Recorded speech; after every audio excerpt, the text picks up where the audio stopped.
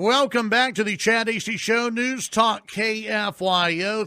Another group that was very disappointed last night, Texas Democrats. The Texas Democrat Party did not have the results that they wanted. And joining us to talk about what happened last night here in the great state of Texas, the swingiest of swing states, as the national news media likes to put it. It's Scott Braddock, editor of quorumreport.com. Scott, good morning. Did you get any sleep? No. Welcome to the club. I'm not going to elaborate on that. There's no sleep. I know that folks around the state were eagerly awaiting the results after millions and millions of dollars spent, basically a wash in Texas. Really no change in our congressional delegation's partisan makeup. Almost no change in the Texas House of Representatives. In fact, if you look at the results out of Southeast Texas, Harris County is where you had one Republican lose, Sarah Davis, and one Democrat lose, Gina Kalani, out in the Katy area. And then you look at Dallas, Fort Worth, where not much changed in Tarrant County, Dallas County, Collin County, Denton County. Millions and millions of dollars spent on both sides, by the way. We shouldn't just say that it was only Democrats pouring money into this. The Republicans really showed up, especially at the end of the election cycle. I think Texans for Lawsuit Reform, which is shorthand for major players in the Texas business community, they dropped a money bomb, which is one of the things that I think was kind of under the radar, Chad. I was talking with a friend this morning, and born out of our conversation was this observation. It's always that Democrats announce exactly, and I've seen this over and over again, by the way, in these races over the years. Democrats always announce exactly how they're going to win, quote unquote, and Republicans just go on and do it. There was no big announcement from Texans for Lawsuit Reform, or TLR, that they were going to spend $11 million in the last few weeks before the election. We had to see it on the campaign finance reports, and then, of course, we brought you that news at quorumreport.com. But with these Democratic groups, Forward Majority, the big super PAC that we had talked about a few times here on the show, had said, they announced, they put out a press release, and, the guys at the Texas Tribune tweeted out as fast as they can, $6 million coming to Texas to flip Texas House seats. And then they announced that we're going to double that from $6 to $12 million to flip Texas House seats. And really, when you looked at the campaign finance reports, the Republicans pretty much matched them dollar for dollar and put their money in those races where they knew that those Republican candidates needed to be backstopped, because they did have competitive races. I mean, to be fair, when you look around at the different results from especially those suburban counties, those representatives who 2 and 4 and 6 years ago, in those districts, it wouldn't have even been a question. It would have for sure been a Republican seat.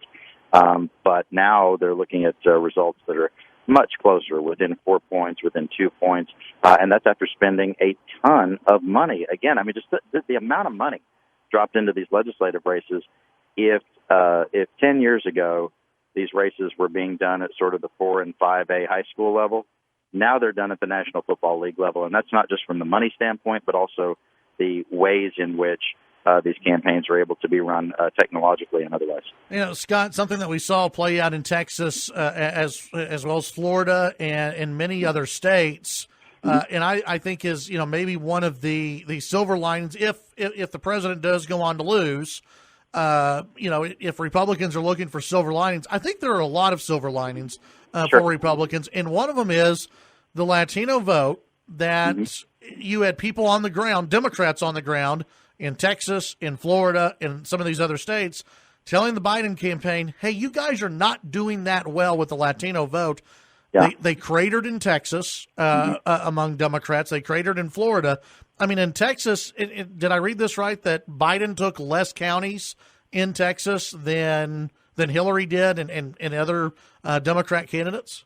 Yeah, including one of the Democratic strongholds down in South Texas, which is just fascinating. I think that one of the things that's happening here, and this is a generational shift, is that the Republicans, and I know some folks are going to take issue with this, and you can take the calls, Chad. I'm going to move on and leave you with the mess. It's like I'm rolling a political grenade at you.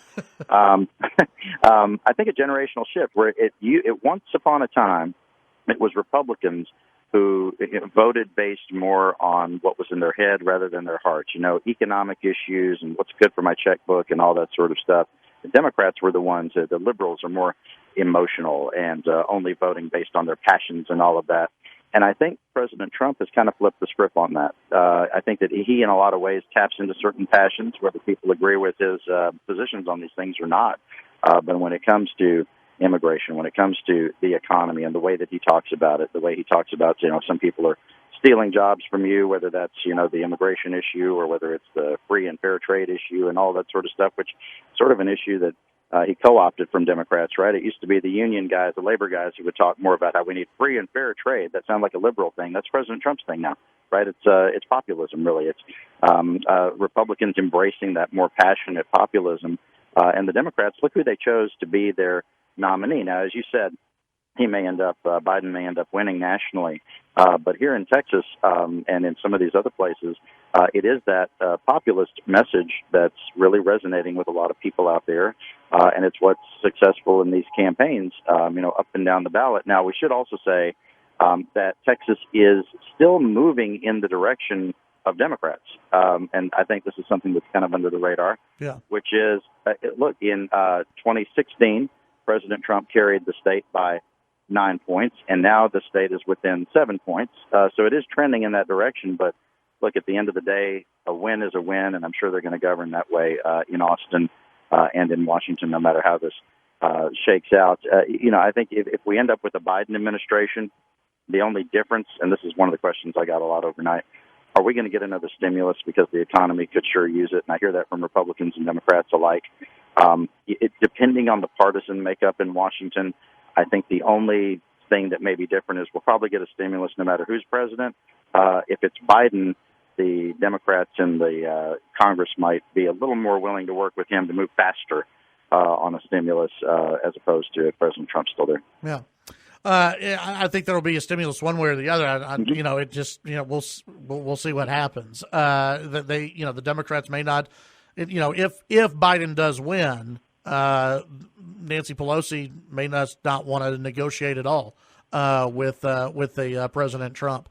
Right. Let's talk about the Texas House, because there were many that were thinking not necessarily that the Texas House would flip. I mean, that was always a possibility that was out there. Lots of people thought so. Yeah, and I had pegged it if Trump had maybe won Texas by 3 percentage points or less, that probability was going to be there. Yeah. The Texas House did not flip at all. This has big ramifications, obviously on the upcoming speaker's race, but also a little thing called redistricting. Sure.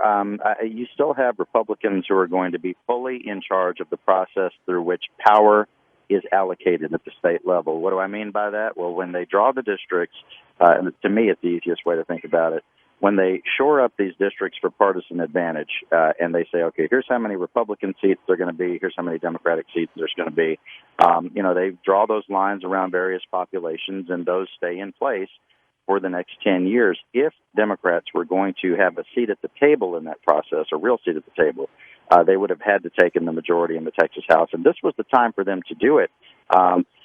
We're at the end of the redistricting cycle, and what happens, Chad, is when they first draw those lines at the beginning of the decade, which we're in now at 2020, the census is being done, and they get the numbers from that, and that's how they figure out what those lines should look like, based on the principle of one person, one vote.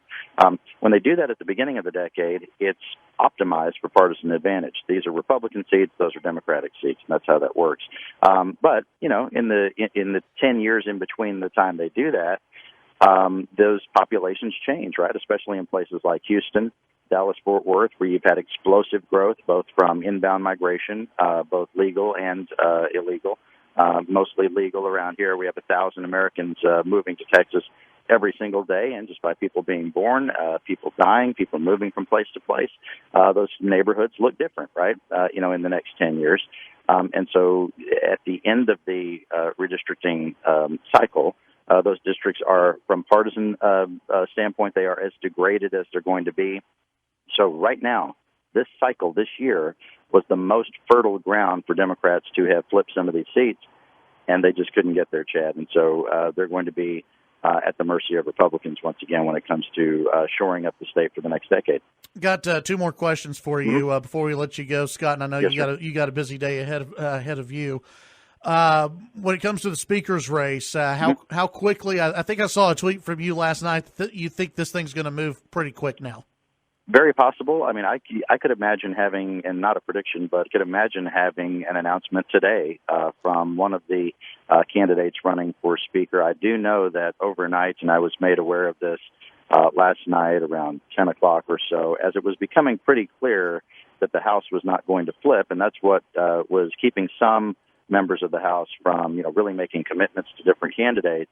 They were, all of these members, Republicans and Democrats alike, Chad, were furiously calling each other, texting each other, trying to figure out which candidate is getting more support than the other. It seemed to be, as of about 10 o'clock last night, the front runners would be Dade Phelan, who's from Beaumont and was one of Speaker Bonin's lieutenants as the chairman of the State Affairs Committee, and Trent Ashby, who is from Lufkin, Texas, who is, a little bit different kind of Republican. These are all Republicans, conservative guys, and a lot of this, of course, comes down to the interpersonal relationships and whether these members really, trust that person's going to be the right person to oversee the House.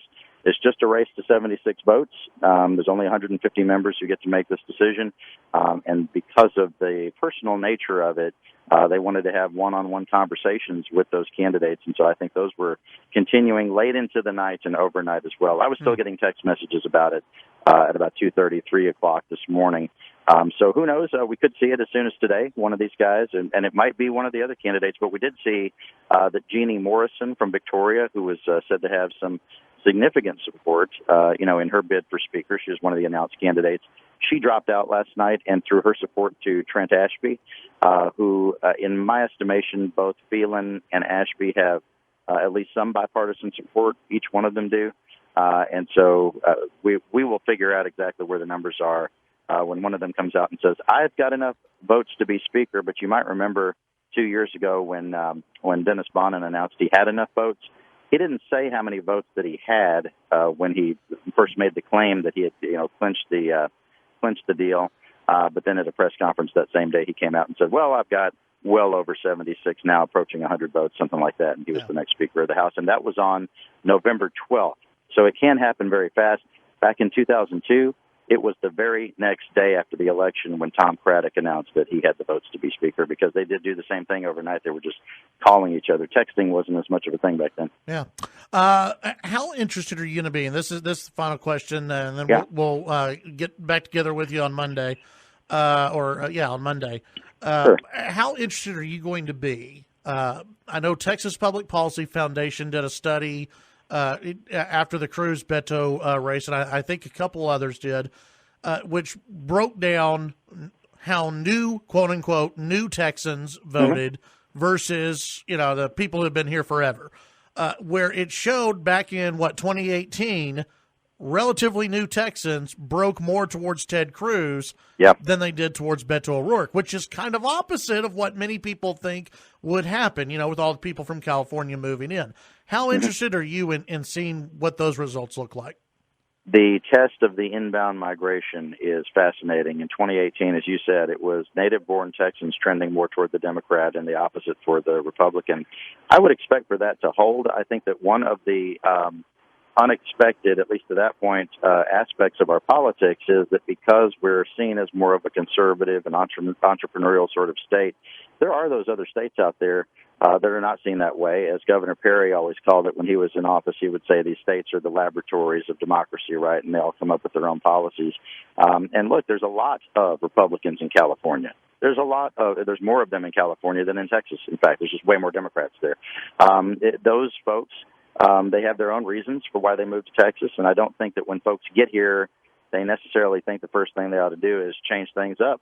In fact, they're probably more easy to convince that Texas is pretty great. They just moved here for, a number of reasons, and they want to give it a test drive at least before they go screwing around with it and changing things up.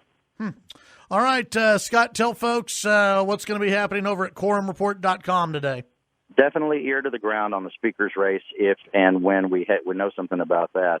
Our readers will be the first to know. You'll want to go there and sign up for our free emails right there on the homepage at quorumreport.com, or take the step of subscribing. We would love to have you. Just click subscriptions there on the homepage at quorumreport.com.